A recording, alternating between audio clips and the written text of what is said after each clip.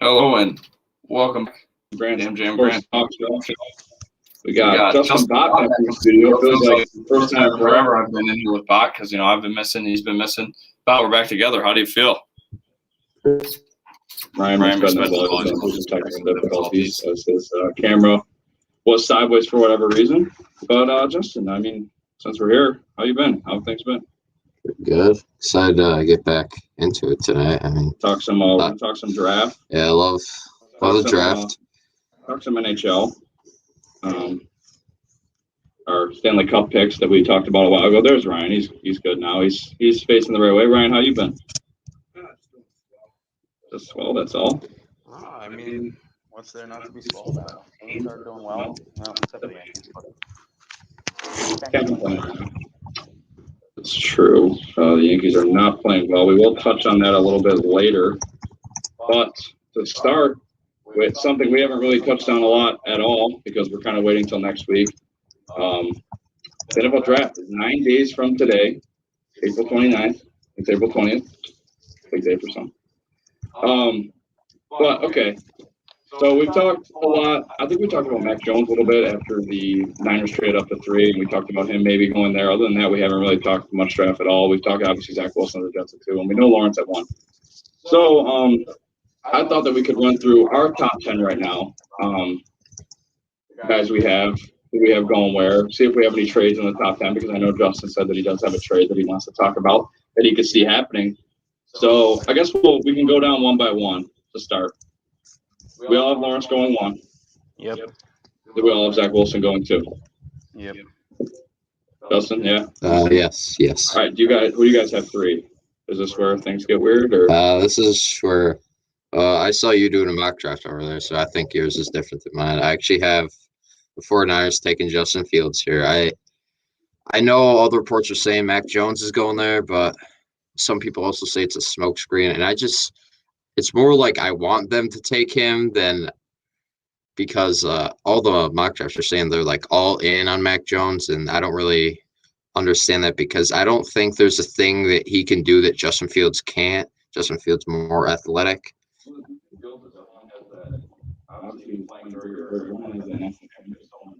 Yeah. Talk about the game before when he did suffer the, I guess we'll call it rib injury. I would assume he cracked some sort of ribs. Remember the hit he took against Clemson and how well he played in that game throughout. I remember the deep ball he threw just before halftime for the touchdown. And he was the talk of the town. Everything was, he was, for sure a top 2 pick, most likely number 2, because obviously Trevor Lawrence was going to go 1, even though he outplayed Lawrence in that game. But then he kind of had the down championship, and people just stopped talking about him. And for what reason? There's some mocks that I've seen that are kind of comical where he's going. I saw one where he goes 22 to the Steelers. Yeah, I saw that. He's not going to fall past 10 in my eyes at the lowest. I think if he's still there at 8, although I don't have him in my mock draft going there, I think if he's still there at 8, I think the Panthers would still take him. I think they're going to trade Petty. I think Sam's, a good option, but I wouldn't rule it out of the Panthers taking him. And if he doesn't go 8 to the Panthers, he's going to go 9 to the Broncos because I still think that he should be on teams' lists much higher than Trey Lance because because we talked about these quarterbacks from the small schools are such a crapshoot, like Zach Wilson included, but guys like Josh Allen, Paxton Lynch, Ben Roethlisberger back in the day out of Manuel. No one really knows what you're going to get. So I'd rather take Justin Fields, the guy with the pedigree, the guy who has performed against good teams.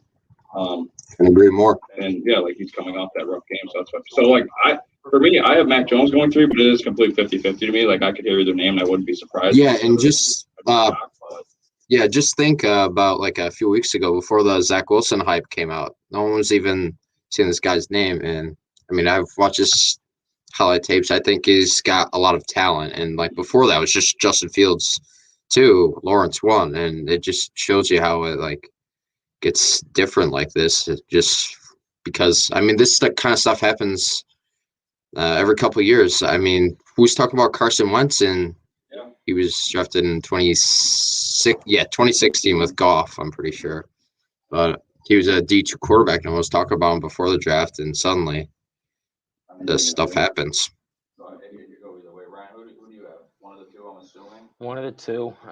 It really is a toss-up, but I'm leaning Mac Jones as of right now because I just feel like Shanahan's a really big fan of his. And it seems like he's kind of more of a perfect fit for their offense because of the deep pass, and also he's seemed more engaged. I know he went to Fields' second pro day too, but he just he just seems more engaged in Mac Jones, and I feel like then it gives Fields a nice opportunity for our next pick, which we'll discuss.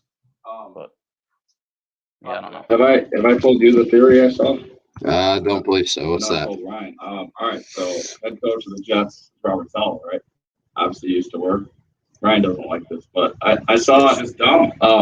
It's like kind of like some fantasy football, like mind work. So he obviously used to work with the Niners. He's head coach of the Jets now. Who picked second? Kyle Shanahan's doing all this talking up of Mac Jones, trying to get Robert Sala to think like, oh, this quarterback guru guy, Kyle Shanahan, my old boss, really likes this guy. Should I take him at 2 and leave Zach Wilson there? That's just a theory I saw. And so people are saying maybe Kyle Shanahan just really wants Zach Wilson, and it's like all a smokescreen, like you said.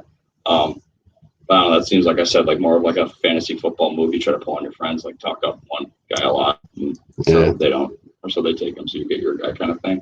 Well, I don't know, I saw it and I was like, that's kind of interesting, but obviously don't think it's very true. Do you guys think there's any world where the third pick is Trey Lance? I know, like I said, it's really tough to predict those guys, and we don't know what they think. You don't think so? You guys have him in your top 10? I do. Yeah. Oh, wait. Yes, I do have him, yeah. And you'll see why.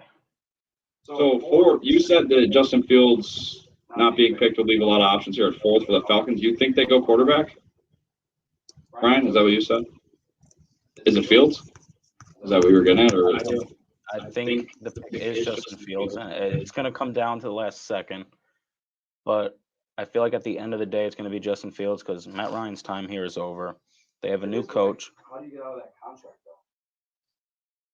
That's why. I mean, obviously, you can take your guy now. I mean, I just There's feel like always like drafting the quarterback and having him sit never works out when you're. Well, I think obviously, for the Falcons Fields, did a good thing. Yeah, because Fields has struggled with his first read, even no in doubt. college. Yeah, I've seen the And videos. NFL defenses is a completely different thing. And if he's struggling with that in college, it's going to take some time at the NFL level. And I feel like the Falcons, that's a perfect situation because you can sit behind Matt Ryan, learn from him for a bit, and then I just don't think he's in the Falcons' long-term plans. I think they're moving in towards a rebuild kind of way. And I feel like if you groom Justin Fields, maybe even start him at the end of the year a little bit, and then next year I think he'll be their starting quarterback. And that's a great plan, but like I feel like teams always like obviously That was an exception because he was drafted 26. He went to a good team and sat for a year. That's different. Every time a team in the top 10 picks a quarterback and plans on sitting him, they end up getting in way sooner than expected. Obviously, Justin Herbert this year was an exception because Tyrod got hurt and he played well and didn't come out. But like, Tyrod also got hurt when Baker came in, and then Baker didn't give up. But like, look at Josh Allen. He was supposed to sit his rookie year. Nathan Peterman sucked. He's starting his second game of his career. Like, I feel like there's just so much pressure to get in, and the Falcons will start 1-3. Like, their defense will choke away a couple more leads again. And next thing you know, Justin Fields is in at 4, and now you have Matt Ryan as a backup quarterback who you roll $50 million to over the next 2 years. So, like, how do you get out of that? That's why I feel like they're not going to take one because they're going to feel pressured into playing him. Should they take one? Yeah, no doubt. Like, Matt Ryan's not good anymore. Well, I'm not going to say he's not good, but he's not the same player he once was. He obviously doesn't live up to that contract. It's just how do you get rid of that contract? No one's going to take that on. You'd have to eat it. They're going to have to eat it. Yeah, and they might have to. Like you said, like the Eagles obviously decided to do that this year with Wentz. They ate a lot of that when they traded him to Indianapolis, and they might have to do the same. But I personally think that they try to run it back with Matt Ryan one more time. Matt Ryan, Calvin Ridley, Julio Jones, they have a good offense. I don't think their offense is the problem. They don't. Who's their running back right now? They didn't re-sign Todd Gurley. No one signed Todd Gurley, so I don't know. We'll figure that out later. Running back, they don't matter. So they have a decent enough O-line. So the running back will be fine. Now, my pick might surprise some people. He was going here in early mock drafts. Has completely fallen off the map since then. That's linebacker Micah Parsons out of Penn State, the guy who ran the 4.39 that we touched on. They just need defense in the worst way. I mean, their secondary stinks too, obviously one player. But, a linebacker is a good place to start. And he's a guy that can play. He can cover and he can rush. He did both at Penn State. He was the defensive player of the year in the Big Ten. Obviously a very good football conference. And I think him at 4 makes sense because it addresses a need.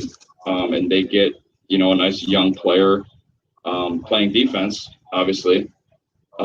And that's what they need. And it's a good place to, build around. A linebacker right in the middle of your defense addresses a lot of needs. And I don't know. I just don't think they go quarterback for those reasons because you feel pressure to put a man and they have all that money and they're going to have to eat it, like you said. But I think they can delay that and maybe get one more chance because they do have a new head coach now, too, which is also a great time to start with a young quarterback, though, like you said as well. So, it really could go either way.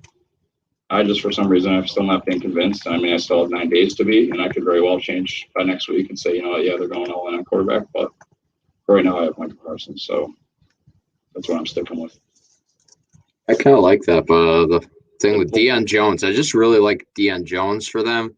That's why I don't know for sure if they would take a linebacker, but historically, the past few seasons, their defense has definitely been the problem. I mean, you got Julio, you got Calvin Ridley. They had Austin Hooper before this year. Hayden Hurst, almost 600 yards as a tight end. That's pretty good. It's decent for a tight end. Not that many good tight ends in the league. But for me, I have them actually going with a tight end Kyle Pitts here because I think it'd be very difficult for a guy of this talent to fall out of the top 5. And I don't think the Bengals go tight end isn't really a skill position, but I know a lot of people think that they take Chase, but we'll get to that pick when I announce it. But Kyle Pitts you look at all the reviews about this guy. He's like an athletic freak, and he's super young too.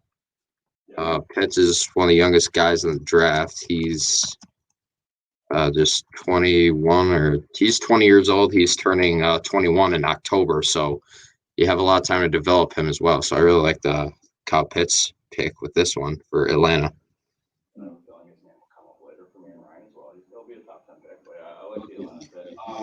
All right, so the Bengals, for me, their guy falls right into their lap. Obviously, a huge need for them is offensive line, Penei Sewell. Now, Bott, you have him going there too. Yeah, I do. Dolphins also, they pick at 6, another team that's very much in need of a tackle.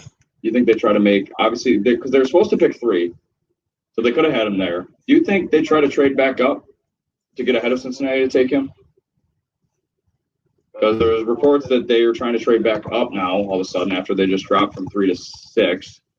They're not going to get 1. They're not going to get 2. They're not going to get 3 back, obviously. So they'd have to trade 4. That's the only place they can trade up to get ahead of the Bengals. So do you see a world where the Falcons could move down? And if they do, to get more picks, don't you think they'd move down a lot further than just 2 spots?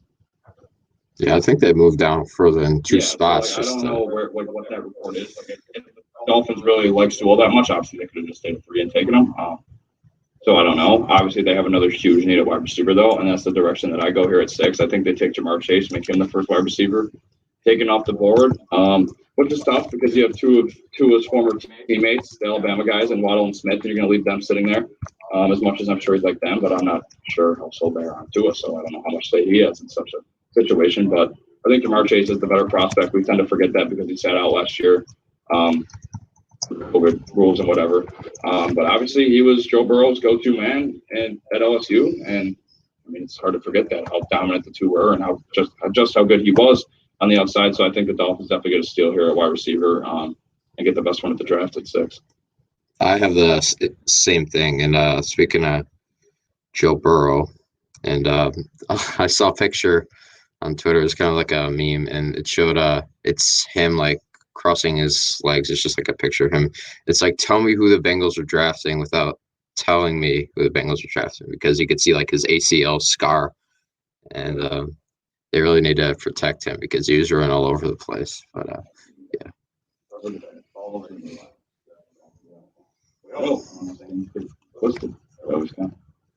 Right. Yeah, I agree with Chase here. I think it's obviously going to be Chase or Devontae Smith, and I think I know he sat out last year, but I feel like Chase is, especially if he were to go to the draft last year, he would have been another top pick. So I feel like he's the number 1 guy on my board, and Smith will be shortly after. So 7, we got the Detroit Lions. Jared Goff led the Detroit Lions. Kind of lack weapons on the outside after Galladay signed with the Giants and Marvin Jones signed with the Jaguars, I believe. So I think this is where Devontae Smith goes. I think this is a good fit. They have good running backs led by DeAndre Swift, so they got a decent offense going. Hopefully, cornerback Jeff Okudah takes a huge step in year 2 because he kind of he was injury riddled last season. Didn't perform when he was out there. A lot of people think that the Lions might even take another corner. But now, after they lost both those receivers to free agency, as we anticipated, I think wide receiver is a big need because, I mean, maybe they're not trying to win now, but at the same time, like, I mean, this golf thing, very slim chance that people get it. It could work out. I mean, he could, end up being good, and you don't want to surround him with a bunch of, stiffs out there. I mean, the line's not the best, so it's already going to be tough as it is, but he's got a good running game. He's going to need some weapons to try to succeed. And if they want to make this work out, they have to get a receiver, and it's either going to be Waddle or Smith. I give Smith the slight edge, but it could just as easily be Waddle. Because obviously Smith won the Heisman. Waddle got hurt. We didn't see him a lot this year, so people tend to think it's a lot wider of a gap than it is. But, like, really, when they were both on the field, they're right there with each other. So it is a lot closer than people think, but I'm giving the edge to Smith. I do think Smith's a little bit better. Obviously, the size concerns some. Not that Waddle's all that much bigger, but Devonta Smith's only, like 173 pounds or whatever. Obviously, that can be concerning, but I think it's a good fit, a big need, and would help Jared Goff out a lot. You think they go in the same direction, or you got something different? I do have something different. I actually have a trade going in this pick. A team trading up from quite a few picks back. And I got the Patriots trading up. The Lions love their Patriots people because they had that Matt Patricia experiment. But yeah, I have the Patriots trading up here. The mock trade I have is first round. They're going to swap first round picks. So 15th overall goes to Detroit, and 7th goes to New England. And Patriots also traded 2021 third and a 23 first round pick. I'm giving them Mac Jones with this selection because before we talked about how great of a fit he would be, and I don't have him going to number 3 overall for San Francisco, even though it's highly touted that he will go there. I think if he's not taken, then I think Patriots have a good chance. I mean, he just has the intangibles like Tom Brady, great completion percentage, and he can do what he can we saw those checkdowns in the national championship game. He plays just like Tom, so maybe Belichick could get himself like a beta Tom if he takes him here. So that's what I got. So 8, well, right? More trades. I got Kyle Pitts. That's where I have him going. Panthers, they have a good receiving core. Obviously, one of the best running backs in the league, McCaffrey. Their defense, it's young because they spent all 7 of their picks on defense last year. That's why I think they go offense with their pick this year. Obviously, those young players will get better. Like Jeremy Chinn's an example is a great one. I thought he was going to win Defensive Rookie of the Year. Maybe he should have. But so they have a good young defense, up-and-coming defense, I should say. So I think Kyle Pitts here at tight end really solidifies that offense for Sam Darnold or Teddy Bridgewater, whichever direction they go. Not going to rule out they take Justin Fields, like I said. But yeah, for right now, I got Kyle Pitts. I think it makes sense if he falls that far because he could go forward to the Falcons, just like Bott said. So this is I thought about this because they have a need for the line too. But yes, I feel like the offense, there's a lot there, and they solidify that offense with Kyle Pitts. They give Darnold another weapon, and that should be an explosive offense to watch next year. I know there's a need for a tackle, but I think they go the big upside of the playmaking Kyle Pitts, and that offense becomes a pretty exciting offense to watch next season. And for me, I have them actually going with the tackle here. I got them taking Rashawn Slater.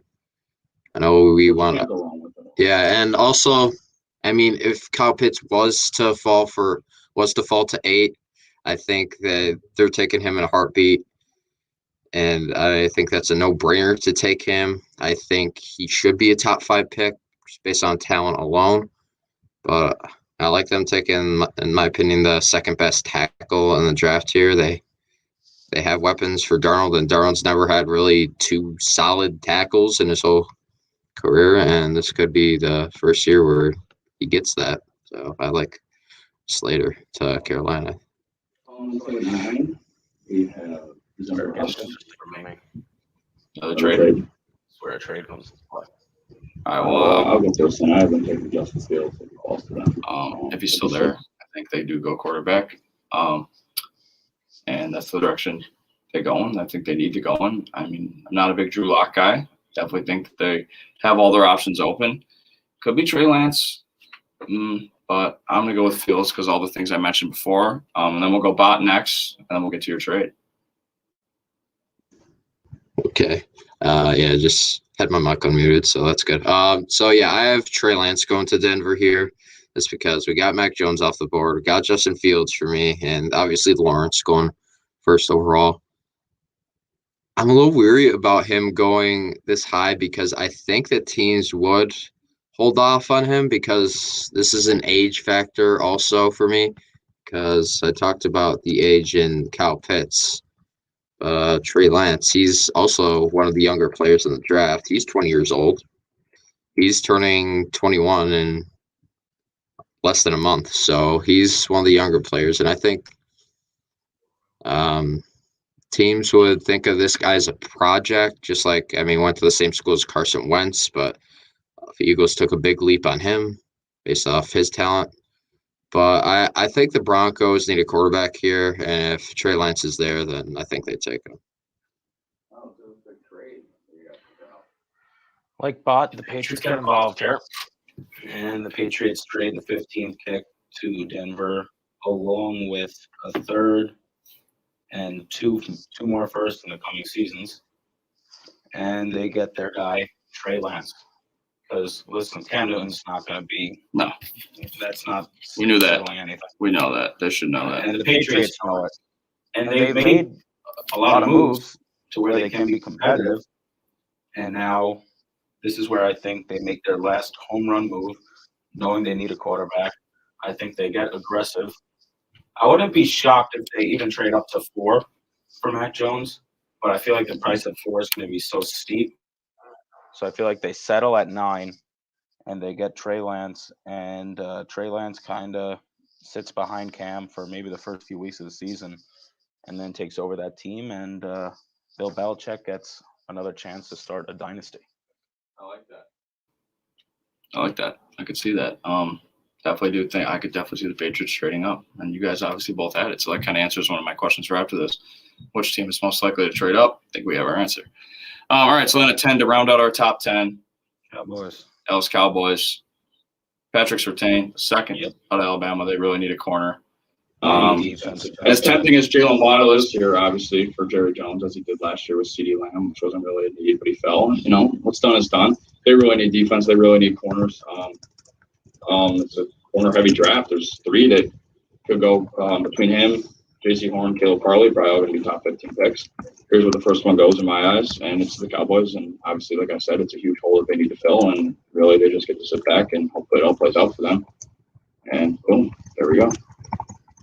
I have another team that I think, I'm not sure if they'll trade up, but I think it'd be a good idea for them to do this. And the Tennessee Titans have a 22nd overall pick. I like them to trade up to get like one of these premier edge rushers because they're a really well-coached team. They're a playoff team, but an edge rusher really take them over the top. They took Jeffrey Simmons, and he hasn't been the greatest. And they did have Jadeveon Clowney, but he not on the team anymore.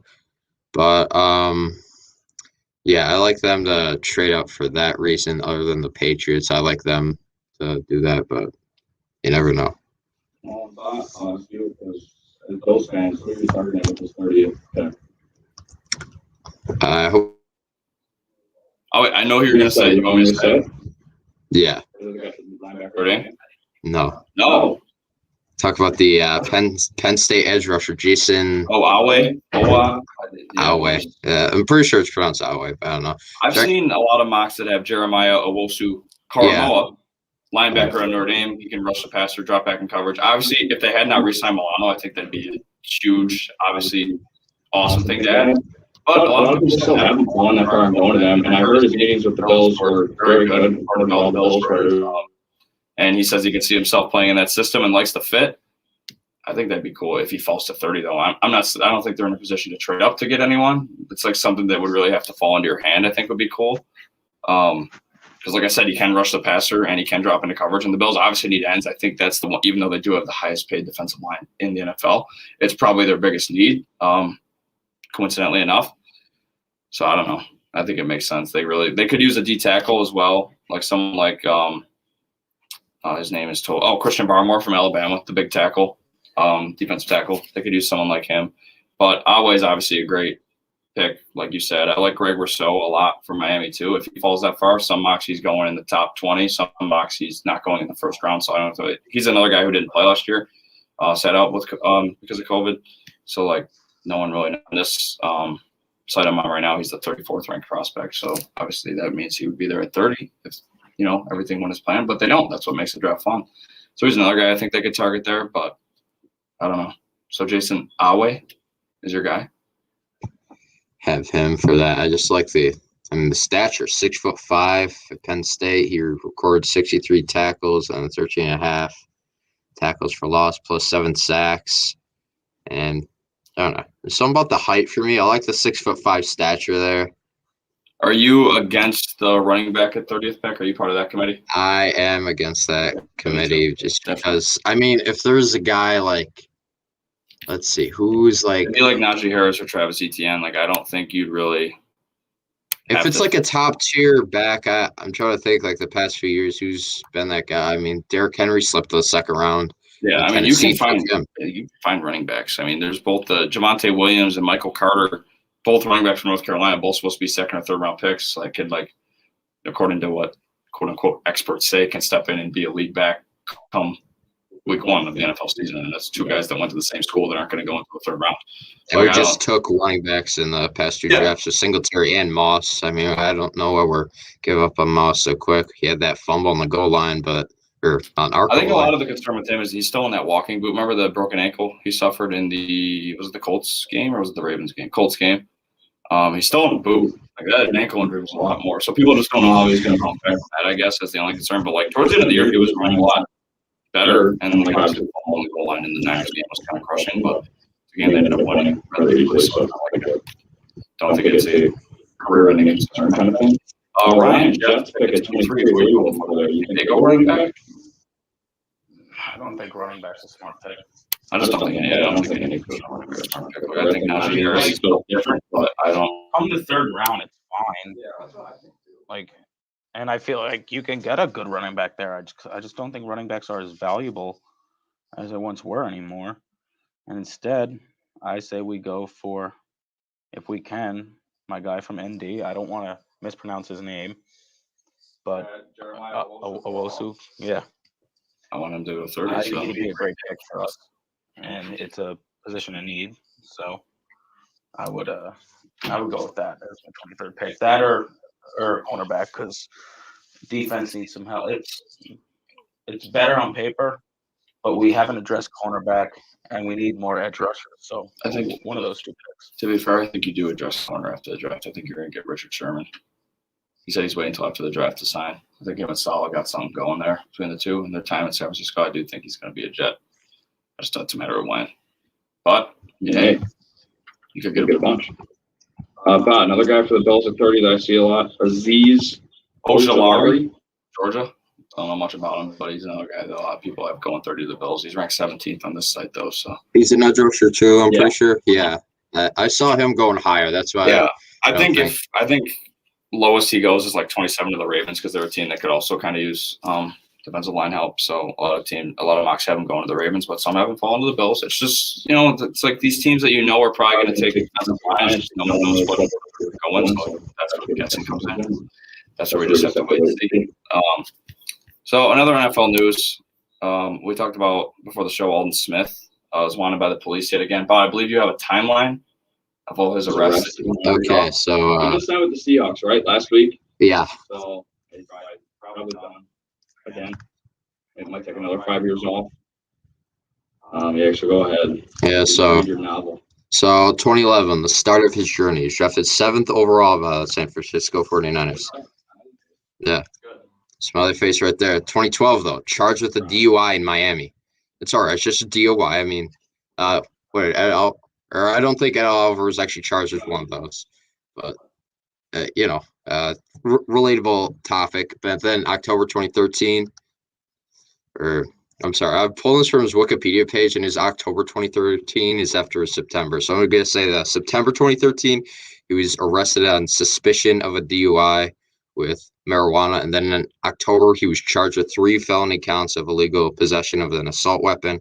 But those were reduced to misdemeanors. So good job on him reducing those to misdemeanors. It could have been a lot worse. We got a few more here. 2014, detained and arrested following an incident with a Los Angeles TSA agent. TSA agent Clem Smith said that he had a bomb, led to a 9-game suspension in 2014. So not a good look there. And this is where he sat for 5 years, right? Or is there another one? Oh, wait. And then 2015, signed by the Raiders. So Okay. Yay. I don't have the exact time when he was released by the Raiders, but I'm pretty sure it was right after 2015. But in August of 2015, he was arrested in Santa Clara after a hit and run while driving under the influence. Okay, so that led to his release. And 2017, he was detained as a passenger when both him and the driver were under the influence. 2018, he had police called on him when someone said he had multiple tequila bottles, then bit her wrists. But the police didn't really do anything with that. But that was noted there. 2020, though. This is, I don't know if it's 2 full years, but it's at least a year and a half since he's been in trouble. So good on him. He was signed by Cowboys, recorded 5 sacks, and 2021 comes around. Arrest warrant out for 2nd-degree battery. So he's had quite the timeline of legal issues here, dating all the way back to 2012. So, and he actually had a good season this year with the Cowboys in his first year back, quite some time, and then signed with the Seahawks, a team that really could use defensive line help. But I'm assuming that'll be it once again for Alden Smith, the former 7th overall pick. If that's what you said, right? 7th. Yeah. That's the end. And then we talked about he was drafted by the Niners, former Niner. Just wants to shout out to Alex Smith, announced his retirement. Came back, cool that he got to play. Won the comeback player of the year. He's retired after. I don't know. He'll be named after him. Yeah, definitely. Yeah, that's what I think. I don't know if what kind of interest he had for HC, but I was telling you guys I thought he should have went and signed with Tampa. They wanted to back up Tom, try to win. I think that would have been cool. But I mean, he wasn't going to sign anywhere and play. Obviously, one, I don't know how much, how good he still was, and 2, it was just scary watching him out there. And I think Washington was obviously great too. But he came out and said that, and you can't blame him. No one wants to be that team to, if something were to happen. You know what I mean? So it's like it was tough, but congrats to him on a good career, great career. Definitely. So it was cool to be able to see him come back. But all right, we're gonna take a quick break, and when we get back, we're gonna talk some hockey. Feel like we haven't talked hockey in a while. And then some baseball. We're 2-3 weeks in now to the MLB season. Some things have gone as projected, some not so much. So we'll talk about that when we get back. You're listening to the MJM Grant Sports Talk Show on WSBU The Buzz. We'll be right back.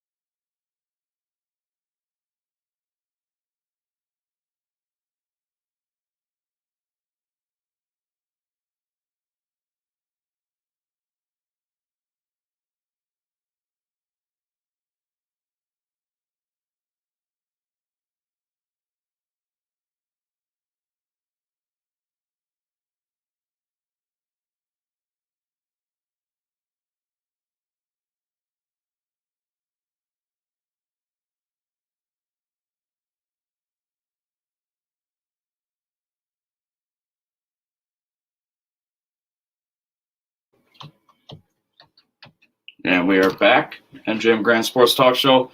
Matt Shalloe, Justin Bott, Ryan McSpedon. All right, so we're going to talk a little hockey. Bott, I know hockey's kind of your thing. You're a big hockey guy, aren't you? So I know we talked about our very early predictions for the playoffs, and we talked about the Maple Leafs a lot and the start they were off to. Obviously competing in the Canadian division. But I thought now, we're a little, maybe like a month to go before playoffs. We could pick our we got coming out of the divisions. Come playoff times, the first two rounds, we said it'll be 1 versus 4 and 2 versus 3, and then the division winners will play. And then once we get to the semis or final four, as we call it, once they win their division, that's when you match up against the teams. So I guess we'll go over who we have coming out of each division. And the North will play the winner of the North, play the winner of the Central, and the winner of the East, play the winner of the West in the semis, and the two will be for the final. So Justin, we'll start with you. What do you have in the East? Who's your team? For the East right now, I have Washington. Because, partly because they still got Alex Ovechkin, but another big reason, the big trade with Detroit got Anthony Mantha, and that was huge for them because Mantha has picked up quite a few points in his last few games playing with Washington, and Washington currently ahead in the East right now, 62 points. Islanders right behind them at 60, followed by Pittsburgh with 59. But I like them to make it out because, still got John Carlson. Yeah, and still got a pretty good defense. Vitek Vanacek, I believe his last name is, even as a backup. He's been pretty decent for them. So they got a good defense, still got Alex Ovechkin, and pretty solid offense. So the only team I could see getting over them, to be honest, right now is Islanders because, their defense is just so good. And I like how the Islanders play, and not many people love the defensive hockey, but the Penguins at 59 points, they have a chance. But I have to ask Sight's opinion on the goaltending. I don't know if he thinks it's been stellar, but I just think Washington is lacking. Won't last over 2 rounds. All right, I like that opinion there, but I still got Washington because you never know. I have the Islanders, and similar for the reason you said, the move the Capitals made. I like the move that the Islanders made a couple days before the deadline with Palmieri and Travis Zajac coming in from the Devils. Obviously, Lee's obviously never easy. They've been competing lately with us. It's been out, and the style is boring. Obviously, they were a step away last year, though, losing to the Tampa Bay Lightning. But I think they get back there, and maybe do bigger things this time around. But the Rangers are close, but they're closing out. Yeah, I like the Caps to win the East. It's going to be a battle, but with both the Islanders, but I think more so the Penguins. I feel like the Pens are going to give the Caps their toughest fight, and I think eventually, yes, this Penguins team resembles the 2016-2017 Cup teams, according to Sites. But this is a really talented Penguins team, and I feel like the Islanders, they're great defensively, but they don't have much offense. And I feel like especially they play the Rangers a lot of games down the stretch, and the Rangers are playing their best hockey right now as they fight for a playoff spot. So I feel like the Rangers could play a little bit of spoiler in that. So I think I like the Caps to come out the East, and then the Pens are going to be a very close second. I like it. It's anyone's right now. Obviously, it could go all 4 of those directions, maybe even a 5th if the Rangers can pull in, like I said. All right, so they'll play the winner of the Central. I still got the Lightning. Obviously, Florida and the Hurricanes are ahead of them right now in the standings by a point, not much. They both had incredible seasons. I just still think it's the Lightning's to lose until they actually do. So I'm still going to pick them. So I'm going to set up a Lightning Islanders rematch from a season ago. Okay. For the semis in terms of, I can't call it the East semi because it's not. The semi for that side of the bracket, we'll call it. Like I said, I'm just going to keep picking them until they choke, which they have in the past. But right now, they're the team that's hot. Defending champs, they'll be back. Take on the Islanders. Justin? Because I have the same one, Tampa Bay. And it's kind of tight right now. Tampa Bay, Florida, and Carolina, all kind of neck and neck here, separated by 2 points, I believe it is. I'll give the edge to Tampa Bay.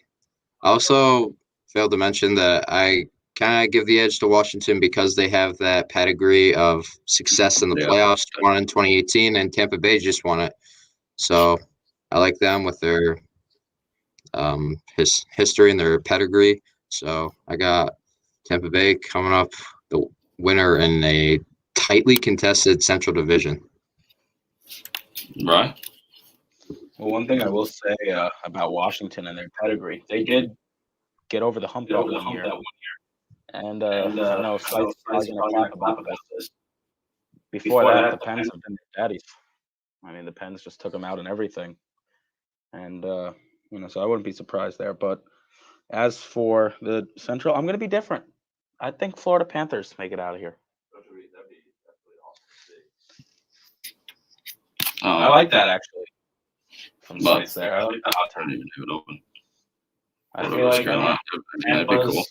They're still great, but I just want someone different. So why not go Florida? I like being different. I like that. That'd be cool. North, I still like the Leafs. Jets have closed it. They made it interesting. That's going to make for one heck of a ball. I mean, the Oilers too. I mean, I don't know. Just keep saying it. Leafs will not come out of North. It sucks. Yeah, so Leafs are going to come out of North. I think it's theirs to lose. They're going to come back out at the right time. I do like Winnipeg a lot, though. But I think the Leafs could always sneak over them. And who they will be playing will be determined when we get to the West. But I like it. I just don't believe in the Maple Leafs. They just always find ways to do it. And I feel like this year's going to be no different. It's one of those things I've said countless times. I got to see them win something first. True. Before I can give them credit. So until I see it right now, I also don't have Toronto, but I have a different selection. Actually, I have Winnipeg here. Maybe because, well, right now they're second in that division. And I do like Edmonton. But I don't know. They just haven't been able to get over the hump with McDavid and Draisaitl. But Winnipeg, they have a nice core around them. I really like Hellebuck. Even though Mike Smith has played really well this year, the Edmonton. Sure. But for the Jets, I think it's more of them. I mean, they got Mark Scheifele and okay, I can't think of their players besides Connor Hellebuck. But basically, I think it's because Toronto, I don't think they're going to let Jack Campbell finish his thing, because I think Jack Campbell has been absolutely phenomenal for Toronto. And they're going to let Frederik Andersen get back in the mix, and he has not been that good. 8.97 save percentage and 2.91 goals above or goals allowed average. Not very good. And if they let him finish, I don't think that they can beat Winnipeg. This is my opinion. And they might not even be able to beat Edmonton, but I like Winnipeg over Edmonton just based off their core and their guys that they've had around them for a while. So I'll take Winnipeg in the North. Personally, I think Colorado Avalanche, one of the preseason favorites. It's going to be them or the Knights. I mean, the Wild have had such a great year too, and then that fourth spot's kind of just a toss-up. It doesn't really matter in my opinion. Right now, you got the Coyotes, Blues, Sharks. Even I guess we'll throw the King 7 back. We can throw them in there. Why not? Fighting for it as well. I don't think it'll matter because I think whoever that is will lose to either the Avalanche or Knights who finish first, and I think it's going to be the Avalanche to come out on top. In my opinion, but. I don't know. I think this will be a fun one to watch. The Wild have been not surprised this year. They've had a very good season, but I think the Avalanche, like I said, one of the preseason favorites to win the whole thing. I think they win this division. I think they get there. I have them beating Toronto in my next round. You guys must know. Do you have the Avalanche as well, Bott? I do have the Avalanche, even though Vegas is ahead of them right now. I just love the defense played this season, like Cale Makar and that whole core they have around that. Man, Philip Grubauer has played pretty well this year as well. Who do you guys have in your next round, then? First, they were the Canadian division. Hello? I was going to let Bob go first, but well, you have either Avalanche or Oilers. I know it's tough because I think it's going to be a 7-game series. Flip a coin.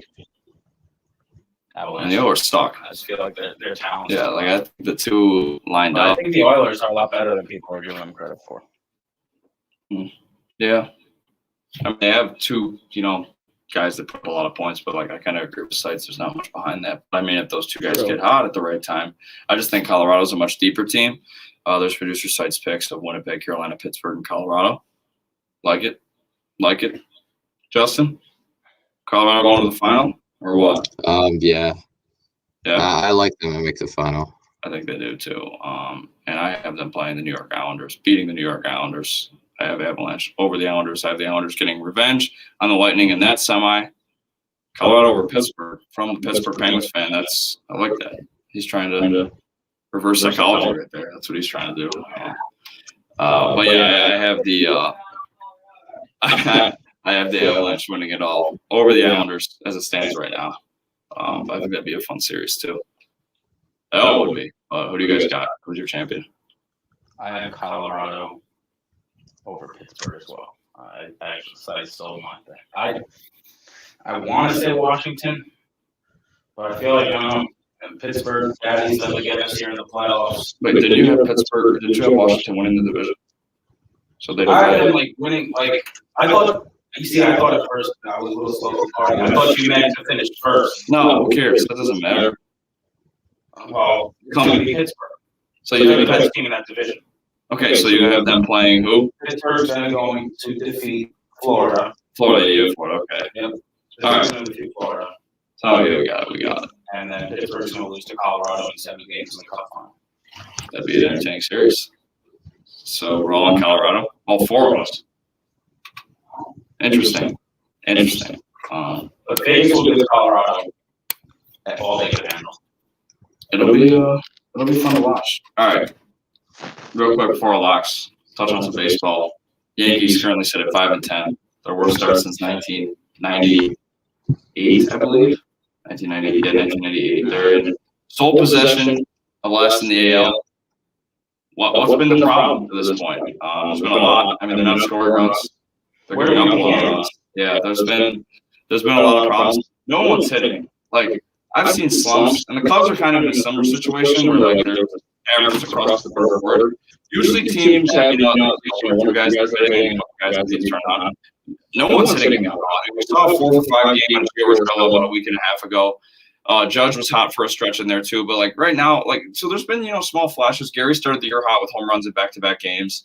But then you got guys like Clint Frazier, Giancarlo Stanton, Gleyber Torres, Aaron Hicks, who just haven't had it going at any point. Though credit for Stanton, he does lead the team with 12 RBIs somehow while hitting 150. Good for him. The grand slam obviously helps a lot, and he's got a couple other pointless home runs like the one when they were down 8-0 in the 7th inning. That goes into that count. And then pitching wise, Garrett Cole's been great. Jordan Montgomery's been good. I mean, I'm not going to say anything against him, but Kluber, Tyone, Domingo Germán, and then Nick Nelson for that opener game have been just not good. Tyone had a good first start, and in his second start, obviously, I think he didn't get out of the 3rd inning. Pitch count got very up there. I guess the Blue Jays will pitch again tonight. Actually, right now, it should be in about the 2nd inning. Started at 6:35. So, I just got a notification at 0-0 end of the first. So. All right, so good for Jameson Tyone. But he also had a 9-pitch scoreless first inning last start, and then 60 pitches later in the second. So I guess we'll see there. But yeah, I don't know. It just seems like everything's kind of going around. The bullpen's been good, but they haven't had any leads to really protect. The bullpen outings really haven't meant much, so it's hard to say. So in terms of what needs to happen for the Yankees to turn this around, they need to get their guys hitting, at least half of them. Like I said, because it's very rare that 0 people hit all at once. And that's kind of where we're at right now. So, Justin, do you have any thoughts? You're a Yankee guy as well, so. Has not been up to par. Not even and close. I'm looking at their schedule right now. The most runs they've had is 8. That was on April 11th. That's 9 days ago. Since then, we got 3 runs, 4, 2, 3, 2. So it's not the defense, in my opinion. No. And people are calling for Aaron Boone's firing. What do we think about this opinion to solve this whole slump situation? I mean, I don't know. I don't know how much like a manager in baseball does to rally. Like, I just feel like a lot of his he doesn't have personal every now and then, but every manager does. It's like every time someone screws up, it's always going to be on the manager. Oh, we should have brought in and playing at the 8th inning instead of playing kind of thing. You really haven't had that problem yet because they have leads to protect, so it really comes down to hitting. I don't know how much a new voice would change that. You know, make these guys, you know, swing the bat well and make starters other than Garrett Cole pitch well. I don't know. It's a tough thing, but obviously they don't, you know, do anything this year. He's going to be fired after the year because obviously when the Yankees have their expectations and when, you know, the Rays are your biggest rival right now at the moment and have a payroll that's 25% of yours and you're 1-for-1 in the 6 games you've played to start the season, there's concerns. And that's why I think these problems are so amplified. It's because, you know, it's early, it's 15 games in, usually it's no sweat, but when you've lost 5 of 6 to your newly division rival, you know, even though the Red Sox are in first, I mean, I think the Rays are the main competition here in the East. Like I said, good start for the Red Sox, but who knows if they'll be there come August. It's the team that knocked you out last year in the first round, and you know you got them twice on your schedule in the early going, and it's the same stuff. So that's why it's really concerning because you didn't do much to improve the lineup. The pitching, really, you just swapped out guys like Tanaka and Paxton for Kluber and Tyone. So you know maybe minor upgrade, maybe minor downgrade. You know, it's still too early to tell. But the lineup's the same thing, and you know they roll those 9 guys out there again this year. And your first 6 games against the Rays, and nothing's changed. I mean, you're losing. If anything, it's gotten worse because. You know, last year you lost in 5 games in the LDS. This year you're not even on the same level. The only one they got was the extra innings and Rougned Odor. The only addition to the lineup, bailed out with a blue single in the 10th. You know, they went on to score a couple more runs than extra than 1-8 to 4, 8 to 5. I believe that was the game you're talking about with the scored 8 runs. But that's why it's so concerning is the team that knocked you out of the playoffs and the team that's, you know, considered a rival in your division is just beating the absolute hell out of you. That's why it's so concerning this early going. Because, I mean, if they had, you know, when they played the Royals, they took 2 out of 3. Like they could still beat up on. They had these no-name teams on their schedule in the early going. I think it'd be totally different. But the 5-10 is all that bad because, like I said, 5 of those 10 losses are to the team that knocked you out last year, and it's your main rival. That's why I think it's such a big problem and so concerning. But I don't know. We'll have to see. A lot of time left, a lot of games left. I got the 2-game series here with the Braves, and then 4 for Cleveland. Will be interesting. Got to win 4 of the 6, I think. JT Brubaker for Cy Young. He's a Pittsburgh Pirate. That's big. That would be big. All right, so shall we do locks? Yeah. I'll start with my 2 real quick. One of them is currently in progress with the New York Yankees over the Atlanta Braves. Got to stop somewhere. So it's going to stop now. And Charlie Morton on the mound for the Braves, guy the Yankees are very familiar with from his time with the Astros and Rays. So, I mean, maybe that's what it takes to get going. Familiar face on the mound, but he's also they've hit him a couple times. He's had success a couple times, so it could go either way. And then for my other one, I have a bunch listed. I'm going to go with the Brooklyn Nets money line. They're at New Orleans. New Orleans has been underwhelming this year. Their defense is absolutely atrocious, and though there is no Kevin Durant and no James Harden, I think this is a Kyrie Irving, Blake Griffin, if you will, kind of game, and I think that the Nets, I'm not going to take the +3. I think the Nets beat the New Orleans Pelicans tonight in New Orleans. Okay. Well, I'll go now. I like the Jays tonight at the Boston Red Sox. Their ace, Jin Ryu, is on the mound against the Red Sox ace, Erod. But I don't know. I feel like whenever Ryu pitches, that's the spark for their offense. That's been struggling too. But he's like the cold type of guy for me. When he pitches, you can't really lose. And I think he's going to continue to pitch well tonight. And the Blue Jays are going to win for him. And then in the NBA, I am going to go with the Trailblazers +5 tonight at home against the LA Clippers minus Kawhi Leonard. Dame Lillard always seems to get the best of Paul George. True. And I feel like he's going to get the best of Paul George again tonight. So Blue Jays money line, and then Blazers +5 at home against the Clippers. Justin? All right, so for me, I have 2 hockey ones. I have, first off, Red Wings money line at the Stars. That's set at +215. Wow. And yes, the Red Wings are not very good, but 16, 24, and 7. Stars only have 2 more wins, though. They have played they have quite a few less regulation losses. They have 10 less regulation losses, 18, 14, 12. But neither team has really been that good. I believe Stars are 5th in that division. Detroit is 7th. But I just like them because, I mean, plus 215. Dallas may be on a 3-game win streak, but every win streak has got to come to an end, I feel like. True. And also have under 6.5 goals, Maple Leafs at Canucks. And it's Riddick versus Holtby, so I don't know. It's for one, it's Holtby, and Holtby has not been that good this year. But I just feel like whenever it's at 6.5, it's hard to see 7 goals scored. And Riddick, he hasn't been great this year, but he hasn't been as horrible as Holtby. So I'll just take the under just because. Why not? Sites, yeah, your picks. You gonna put them on the screen here. Sites 7-5. Maple Leafs -1.5 versus Vancouver. So Sites sees some goals maybe. Okay, sides. And Stars -1.5 versus Detroit. So tough look for you there. Sites is on the fade bot trade. Great time to fade. But Detroit, but we'll have to see. And we'll talk about these Thursday. We have Chris and Brett on the show. That'll be exciting. So we'll be back Thursday. Thank you for listening to the MJM Brand Talk Show on WSB The Buzz. See you Thursday. Go Next.